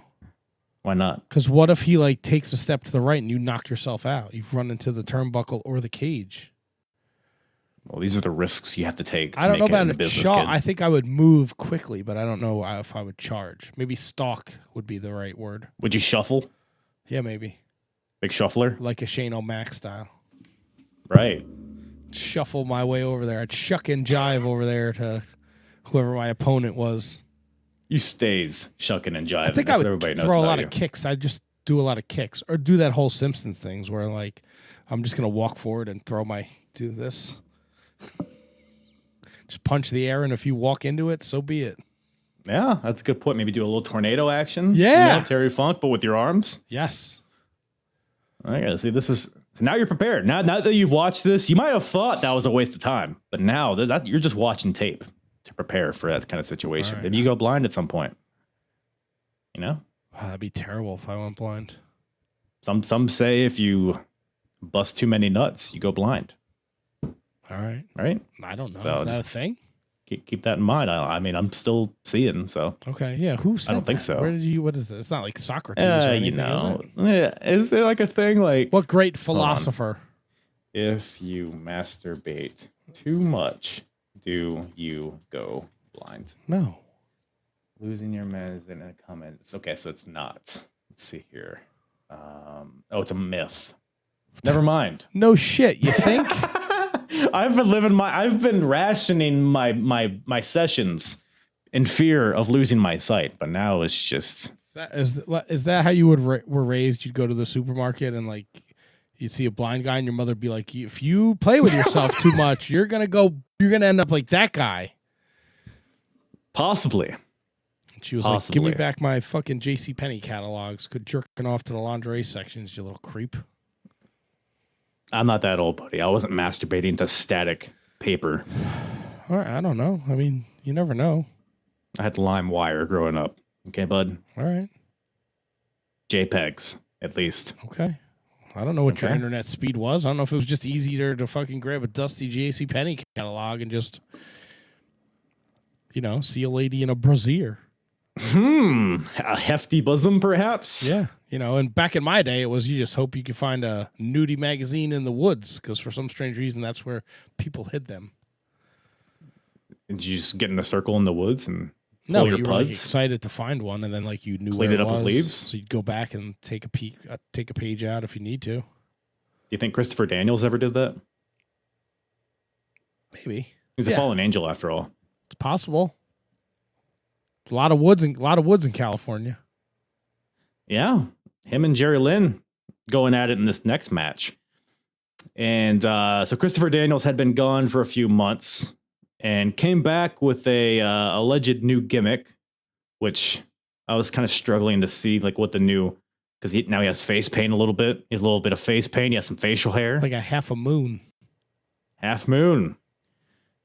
that's pretty much the extent of it. I mean, it was the match was fine. Like the nuts and bolts to this match were fine, but it didn't really have a lot of heat to it. Like the story. Like Christopher Daniels' new character is very vague and cryptic. Like we don't really understand what it is, and he doesn't really wrestle any differently. So it's like, is it a new character, or are you just having a new makeup session? I don't know, but I don't know. I'm curious. What did you think about this one? It was a breath of fresh air after the blindfold match. Yeah, that is true. Like I just felt good knowing, like, okay, next up is Daniels Lynn. Like there didn't seem to be much of a story to it, but I thought it was a fine mid-card match, and it cleansed the palate after the hoods falling off and flipping off people who can't see you flipping them off happened. So I was fine with it. There could have been much worse, so no complaints from me. Yeah, no hoods in this match. Check out Brundo if you want more of that. But yeah. Christopher Daniels comes out in a hood, so that's something. But not like it wasn't upsetting to see him in the hood. It's part of his new character. Not a pointy hood. What you're saying, right? That's good. Right. So yeah, fine. The super flatliner. He misses the BME. Like it was a good back and forth match. I was happy with it.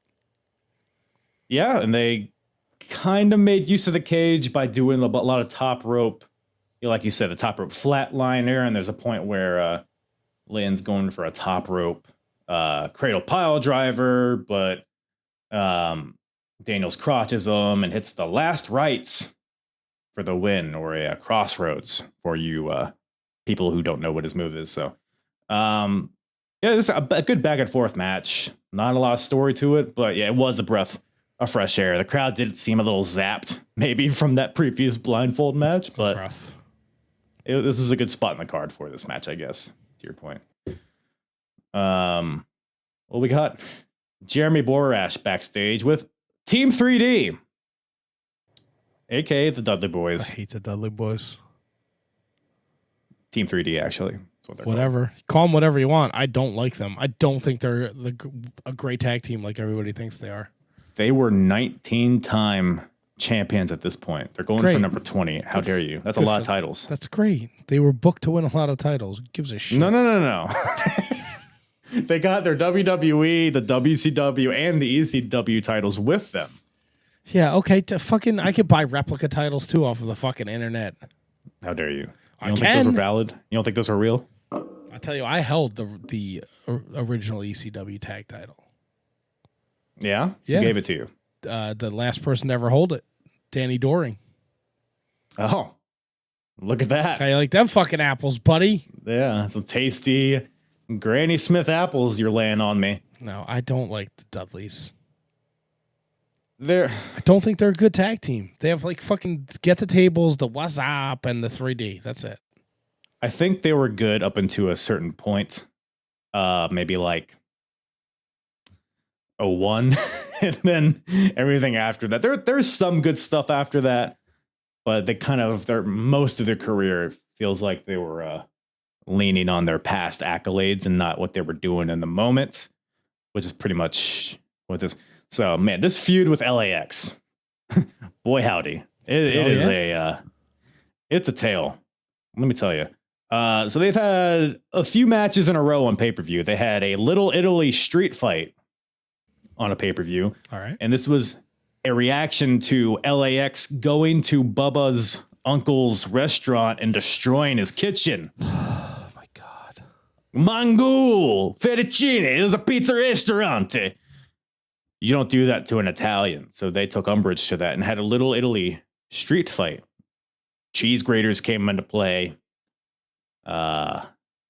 The little Italian tables, Like an idiot, I Googled who was booking TNA in 2007. And of course, fucking Vince Russo's name came up.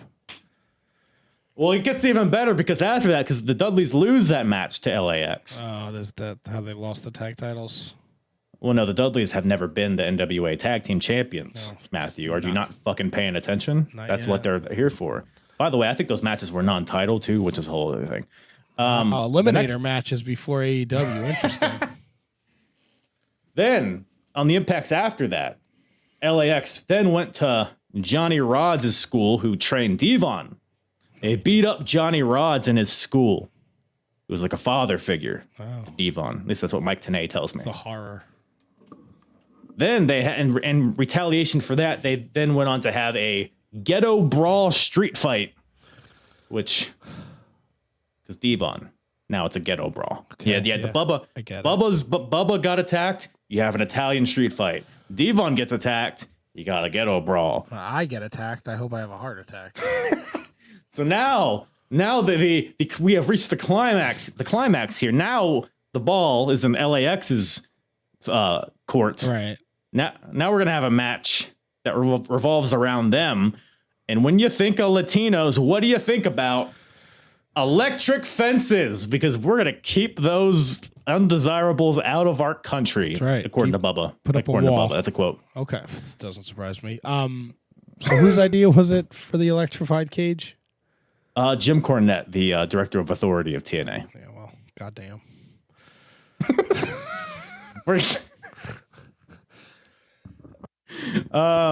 So that's what we're. So what we're here's what I don't understand, right? Mm-hmm. The cage is supposed to be electrified. It is electrified. But at one Didn't you see the point lights flicker? in the beginning of the match, Hernandez gets on the cage to steady himself, and the cage doesn't zap him. Don West cleared that up for everybody. That was LAX. white noise. What, LAX what? What did LAX have? What do they have on? Fucking rubber shoes? Yes, they had rubber boots on. Fuck you, Don West, you shit. And rubber gloves. They were prepared for this match. Rubber gloves, rubber shoes, so they could manipulate and then get on the cage if they had to. It's their specialty. What the fuck? Because they're Mexican, so they're familiar with hopping fences. Also, like Papa said. Like 4 matches earlier, they show like the fucking Spanish announcing team, and they're literally, it's like me and you looking at one computer. Like that's where they're like huddle. It's like fucking Hector Guerrero and fucking some other asshole. And they're like, yeah, we're being heard, and this is the Spanish announcing team. Like nothing like touting like people are in from all over the world. South African people are here for lockdown. And I'm like, why are you showing me this poor Spanish announcing team? Well, clearly it comes into play later. Yeah, it was like one monitor at like knee level because they're like sitting and they're like hunched over. They're all like, They don't know what's going on. When you saw LAX come out and you're like, who's going to be the enforcer to neutralize Conan? Spike Dudley, Right. Big Dick, Chubby, Dances. Nope. No. Fucking Hector Guerrero. I was like, what the fuck, man? Well, Hector doesn't like how LAX is kind of besmirching the name of the Latino nation. Oh, of course. We're not all like that, Hector says. Right. And then Bubba brother Ray says, give me a fucking table. Well, we got I hate the fucking Dudley boys so much. Dude, you know what drives me crazy actually about the Dudleys, or really just Bubba? He's the only guy that I can think of that like leads his own chants. 3D, everybody, come on now. How about you just be entertaining and then we'll chant for you, asshole. I won't chant for him. And his stupid jeans. He's got like, I've talked about like, so they're wrestlers wrestle in jeans, right? Like it's a thing that happens, but for whatever reason, it just looks wrong on Bubba. They're like too clean, you know? Right, like he should be like, yeah, there's like spaghetti stain on it or something. It's because he's Italian. That's pretty racist. Well, I mean, we're fucking pulling all the race cards in this feud, so why not? Like, come on, fucking Eminem is, you know, he's got moss spaghetti. His knees are weak. His palms are sweaty. Electrified cages. This shit is heavy. Lockdown 2007. Are you ready? That was pretty hot, actually. Yeah, that was kind of good. Yeah, good. I wanted to hate it, but I don't. And then, like, you could use, like, you know, like I envisioned that the buzzing sound when someone hit the cage was just like Scott D'Amore with a microphone yelling, like, buzz. It's fucking so stupid. So fucking dumb. No, it's not. It was the electricity running through the cage. You think so? They mic'd the cage noise. like that, huh? Look, it's a high production system we got going on here. Oh, good. So the let's talk about, so it's an electrified steel cage match. You don't in case say you weren't aware. It's very shocking. They got the dark, it's like the dark lighting, so it's like the crowd's dark, but then there's like a racist cold light. Okay, it's there's a cold light, like, you know, not like a warm light, like a blue light. You know what I mean? Right. It's like when I go to fucking Home Depot and I just want to buy a fucking set of regular light bulbs, and I buy these fucking ones that make me want to kill myself. I put them in, the room is fucking blue. Take these shits back. I need to fucking get these cold lights out of here. I need a bright light. The way you said that felt a little racial somehow. It was, yeah. Well, you know, like all the fucking Mogwais, they don't want the bright light, they want the cold light. This shit sucked. No, maybe it doesn't. Let's recap. Let's set the scene here. So they got the cold light in the ring. It's a dark atmosphere, just to highlight the electricity running through the rungs of the cage. And yeah, wait, hold on, Kyle. Let me ask you this question: was the cage always electric all night? Like, how did they electrocute it up? You must have missed it when they had like the it was like a big plug that they plugged into the No, they didn't, Kyle. You can't Yes, they be fucking did. serious. How did I miss that? They plugged it in. There were weird spots during this, and I don't so you sent the YouTube version. I didn't watch that. I watched it on TNA Plus, where like in the middle of the match, the screen would go black, like there was a commercial break. But when you come back, like they didn't skip any action. So I don't know what that was. So, and it's like that in the YouTube version too. I think it's because if you don't have like a certain tier membership, you have commercials on the app, and that's when they would play. At least at some point, that's what it was. But I think they just kept it how it is. Well, fix that shit, TNA. Yeah, get on it. That's Okay, probably their so there was priority, a is fixing these giant- 07. There's a giant like fucking 50-watt thing they need to plug in, like it's a food truck. Yeah, it's like this wide, right? And they went. Better than was it Brian Knobbs' asshole? What? It could have slid right in there. Damn it! I'm gonna have to fucking watch this back now just for that. I mean, I can look. So I don't know how I missed it. Maybe I was getting a soda pop or something. you're getting some Reese's Pieces in the back, and you Had too many plates spinning. I get it. I don't know. The match was starting, and I was like, let me just grab whatever I need. All right, so they plug in the cage is electrified. I'm gonna see it. It's buzzing. Right. I'm not gonna find it. I'll let it buzz, but trust me, there's a plug. There's a hum. Plug. All right, that makes sense. There's a plug. Well, you know what? I can, as ridiculous as that sounds, at least like they made an effort to show you like now there's electricity running through the cage. Right. There's a little bit of effort. How come they didn't get any? How come they didn't get a Von Erich to do that? To do what? Get the electrocution going. Is that how one of them died? The youngest one, the first one, yes. Oh shit. The one that wasn't a wrestler because he never made it to wrestling age. He was like 3 years old. Yeah. Yeah. I get it. They should have maybe. Right? They should have. That's a thought. Fritz could have done it. He could have plugged that shit right in.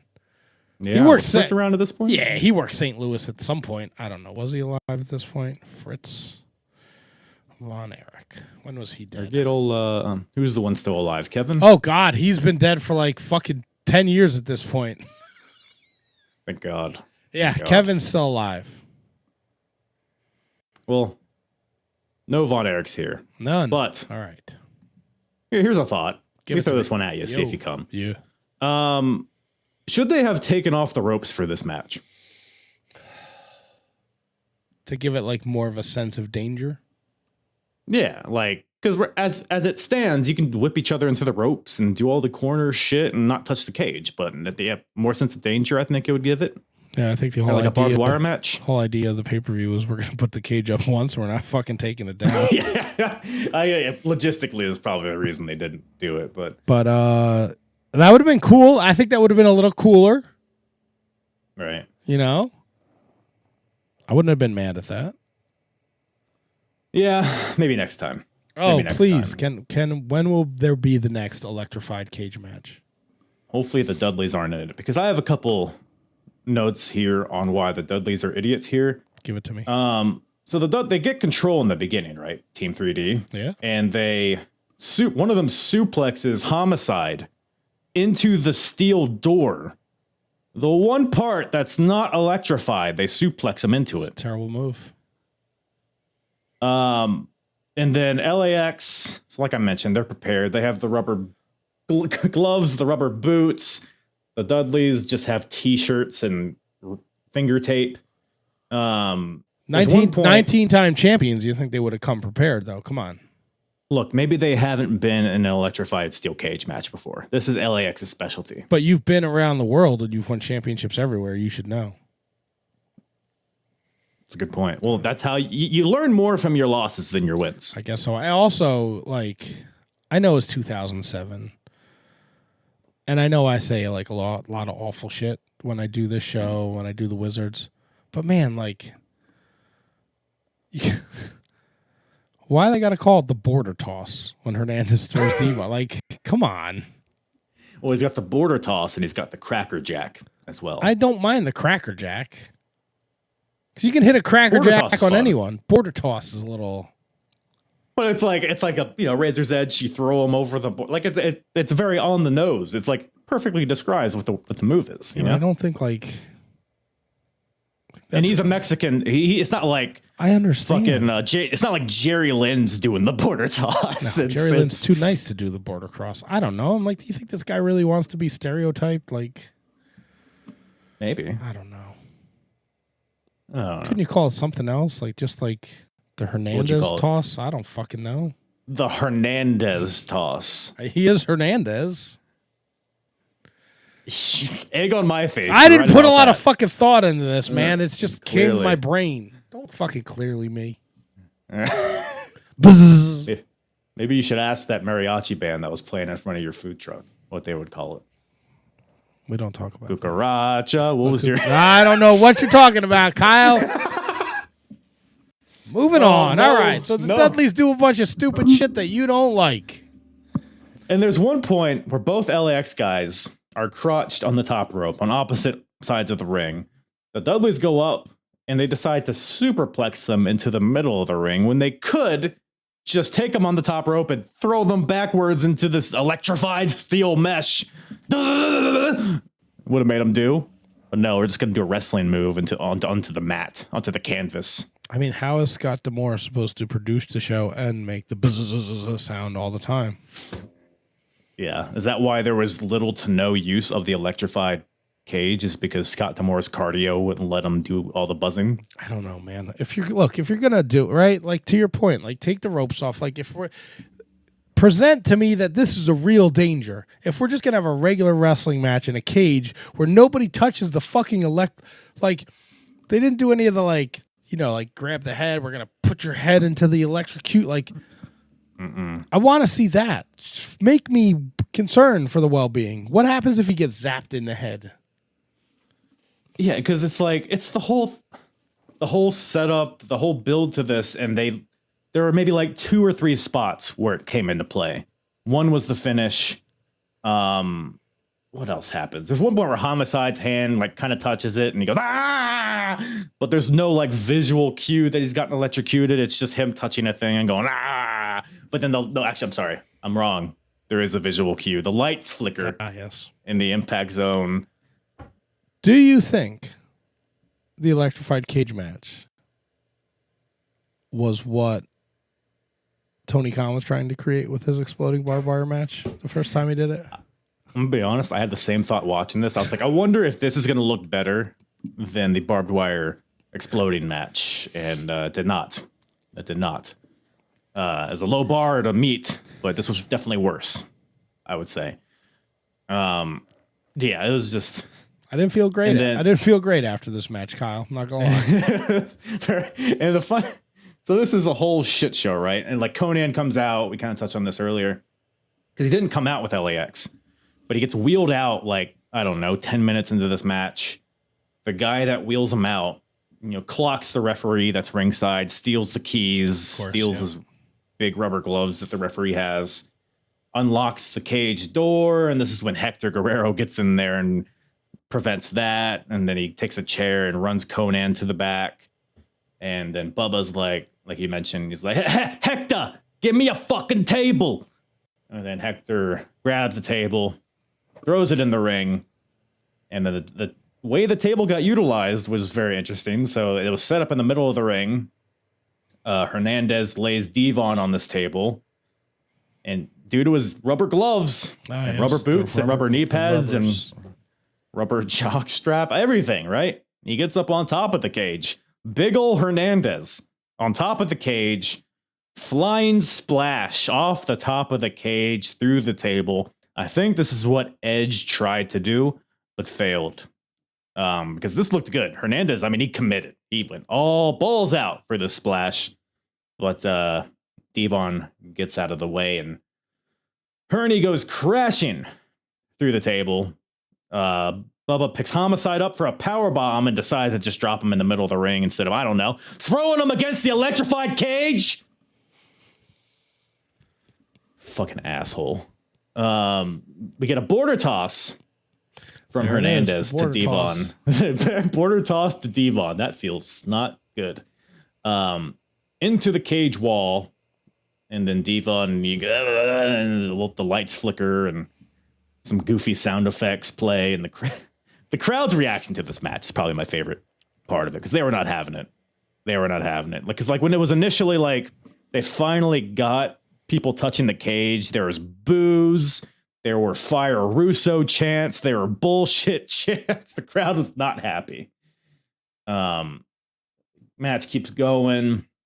What happens here? Yeah, Devon sends Homicide flying into the cage wall.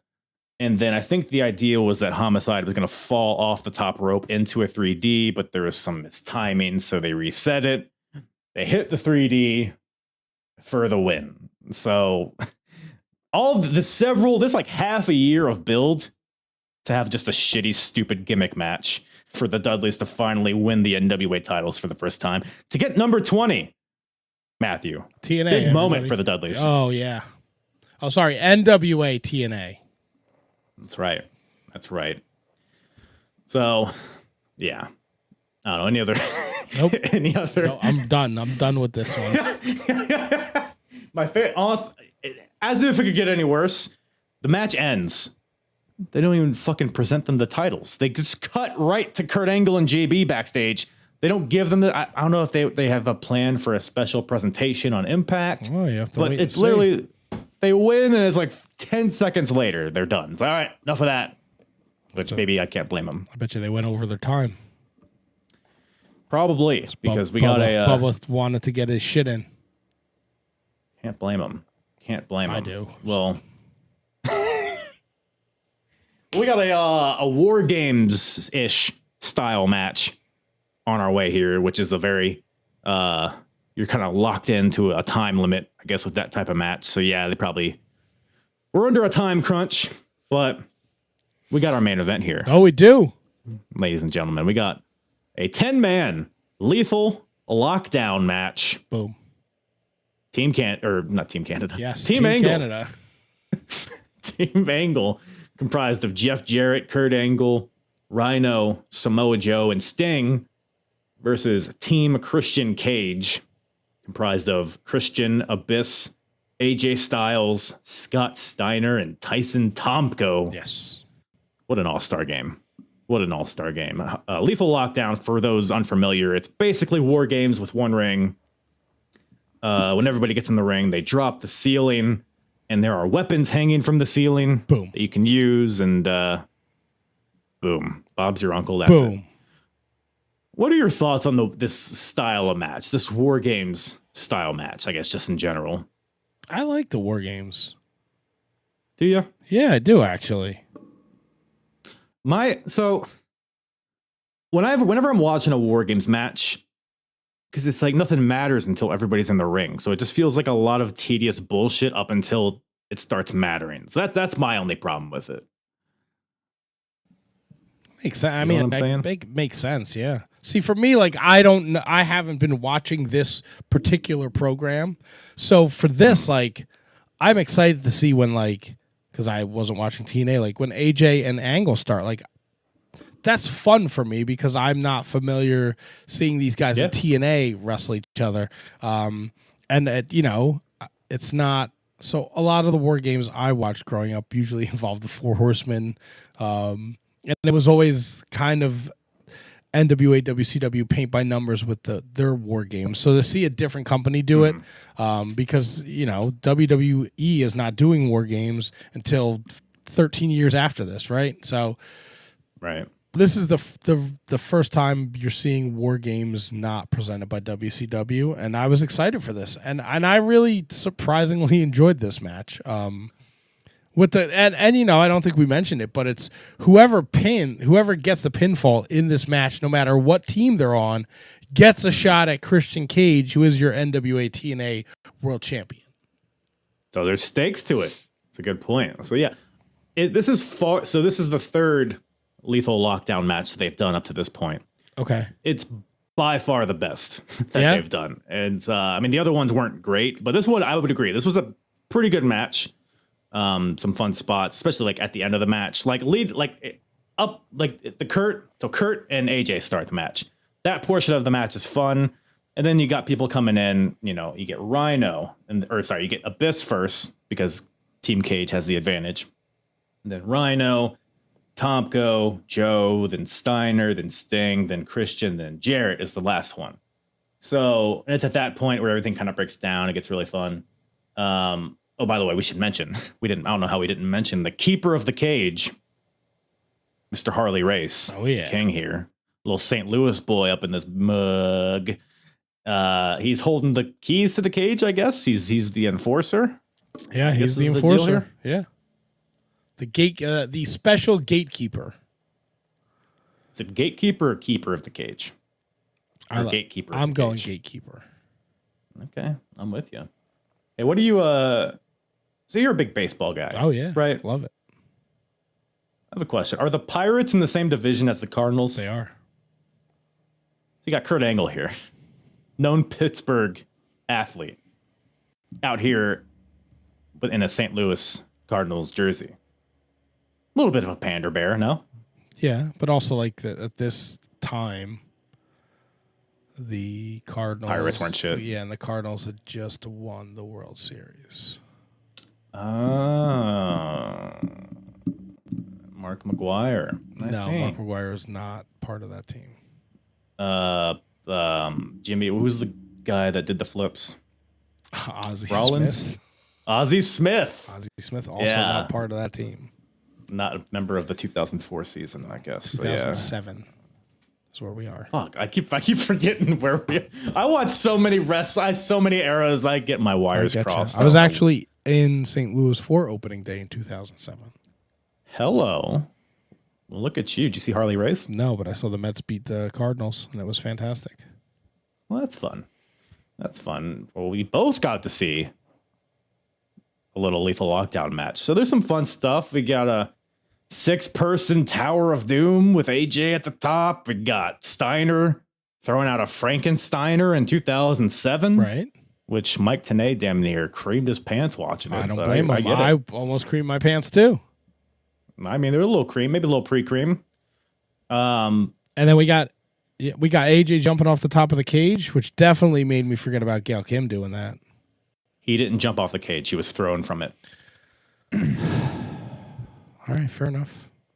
All right. But before we get there, so you're just sorry. It was exciting. I was excited about that. We got to massage it a little bit before we get there. Sorry.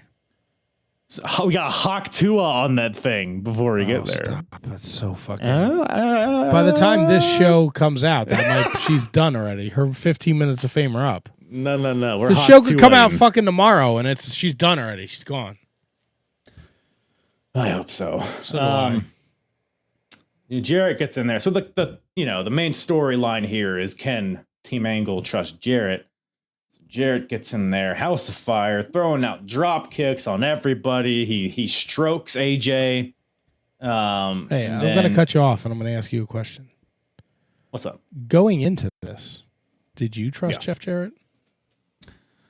Yeah. Oh, wow. Yeah. Okay. I saw no reason. He was a changed man after Bound for Glory. Interesting. He rode off into the sunset for a little bit, Yeah. Maybe it's just my naivete. All right. I didn't trust him. I thought he was going to screw somebody over here. I was proven wrong. Man. Sorry. Back to you describing him as a house of fire. He's a house of fire. He's just... It did make me laugh, though, because he got in and he's throwing all these drop kicks and the crowd's just on their hands. They couldn't care less. But the ceiling now drops because everybody's in the match. And there is just an obscene amount of pyro, by the way, shooting into the ring, which doesn't seem up to fire code, but who am I?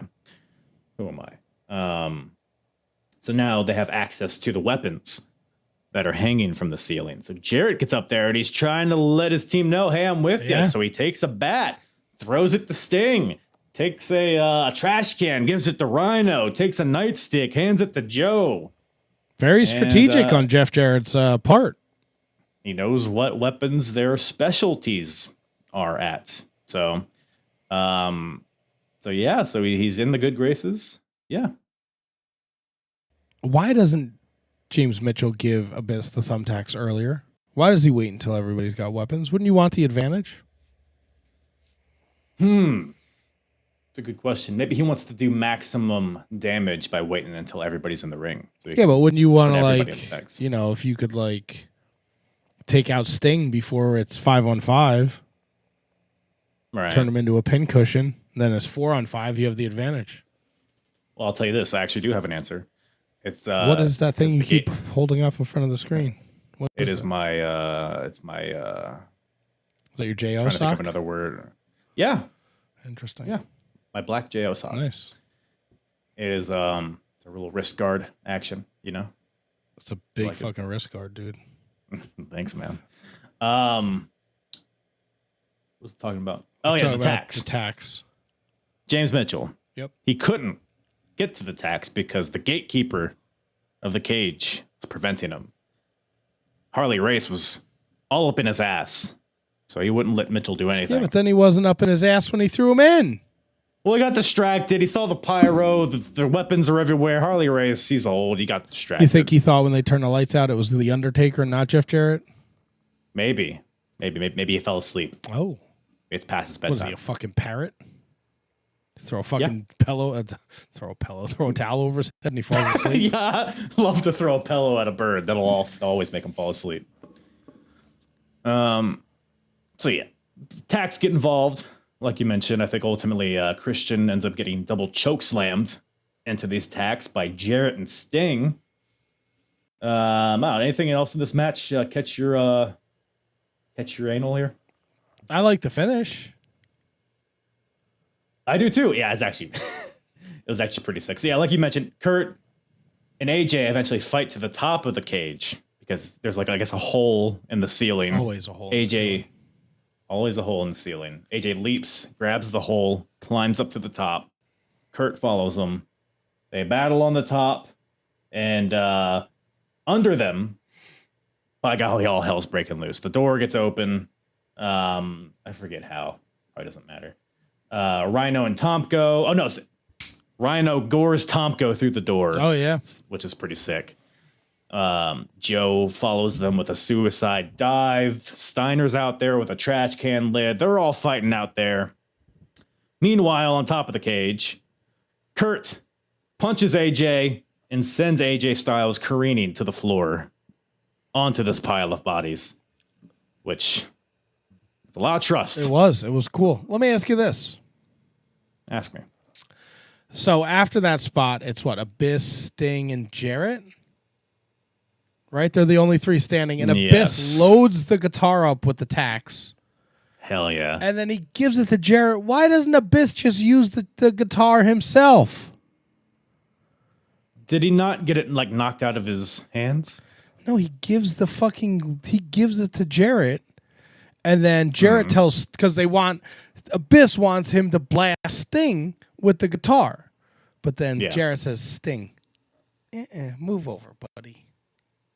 Maybe Abyss doesn't know how to handle a guitar. Well, I think the idea was that Abyss was, Jeff Jarrett was going to do right by Team Christian Cage.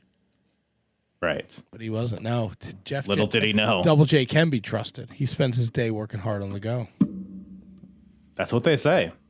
And then he fucking blasts Abyss with the guitar. Brother, a guitar full of tacks is awesome. That rules ass. And then the coup de grace, Jarrett tells Sting to make the cover. What a guy. What a friend. And then Sting does make the pin and gets the 1, 2, 3. So Jarrett, Double J, I guess you can trust a fella, huh? The last outlaw, what does he call himself nowadays? At this version or now? Yeah. AEW. Oh, fuck, Fino, man. They're going to fuck that whole Owen Hart thing up. And the man with the black hat. It's going to piss me off to no end. No, he's going to win, man. I don't know. He's going to main event Wembley. I don't think he needs to main event, but I do think he needs to get to the finals in Calgary and lose to Bryan Danielson. But that's a whole nother podcast for a whole nother day. But then the question is, right? Kurt Angle trusted Jeff Jarrett. So you think Jeff Jarrett was there to possibly put Angle in the situation where he would get the pinfall, but he gives it to Sting. So now, should Kurt Angle have trusted Jeff Jarrett? How the turns have tabled, ladies and gentlemen. Unbelievable. I mean, good golly, the match ends. Jarrett and Sting shake hands. They had been feuded for the entirety of 06. But now it's like, all right, I respect you. Joe and Rhino, who are both spitting in anger about Jeff Jarrett, they shake the hand of old Double J Ski.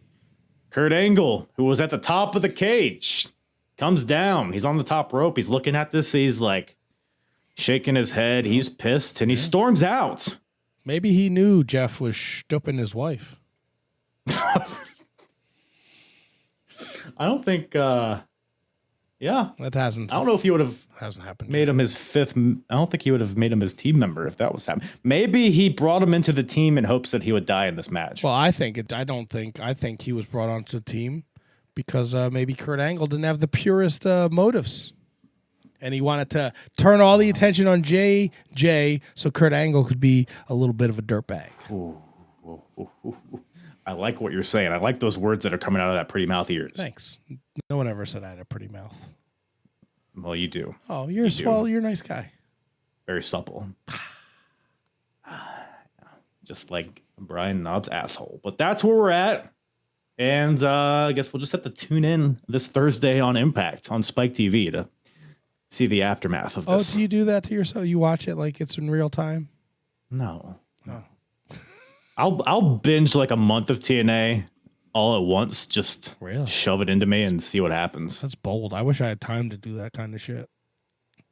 Yeah, they're quick. They're quick hitters, you know, like 45-minute episodes. It's not bad. Have it on the background doing something. Oh, well, then you're not really paying attention. I'm not sitting down on my couch with a bowl of popcorn like, oh, what's Eric Young got up for me today? It's like, no, it's just, absorb it through osmosis a lot. But yes. All right. I like that. That's Lockdown 07, buddy. Any other what would you grade this show? Maybe, scale of 0 to 10? What do you think you'd throw at it? I give it a 7.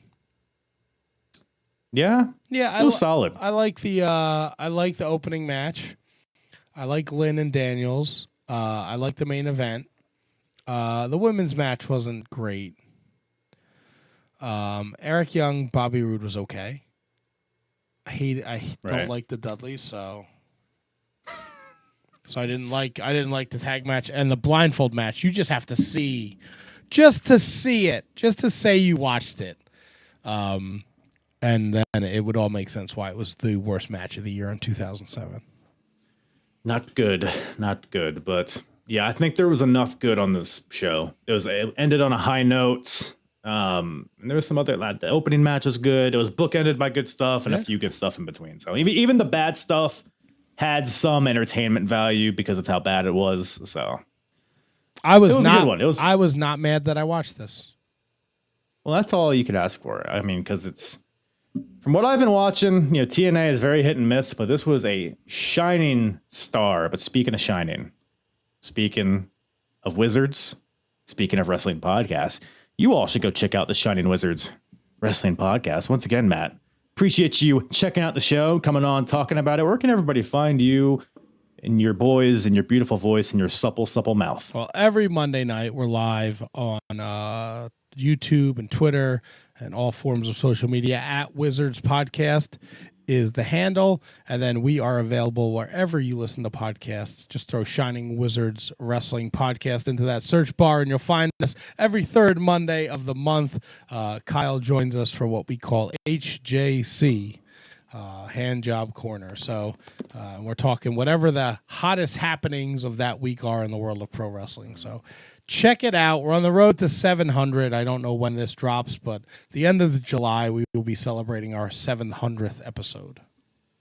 Nice. This will be when you're listening to this, we're about 2 weeks away from that, or a week and a half away, maybe. Fuck yeah. So go check her out. It's a good old time. Love coming on, giving you guys a bunch of hand jobs, and appreciate you guys having me. We love having you, Kyle. You fit right in with us. Oh, fit in me, Yeah. Plug it in. I don't know how to end Plug shows. it in like it's an electrified cage. Buzz! Well, you know what? Let's border toss it over to you and find out where this falls in your standings.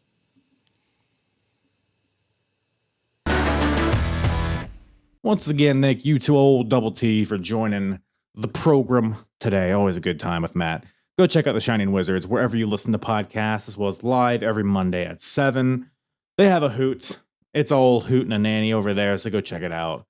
Highly recommend it. Check out all my shit if you want on YouTube, wherever you listen to podcasts. Make sure you give the show a rating, a review, a thumbs up, a thumb in my ass, all of that stuff. And yeah, I think that about does it. I think I'm going to make my way downtown. Walking fast, faces past, and I'm homebound. I hope that doesn't get me copyright stricken. Oh, suck me dry. Well, that's about all I got for you guys today. Appreciate you guys tuning in. Love you all. Big old smooches all around your face.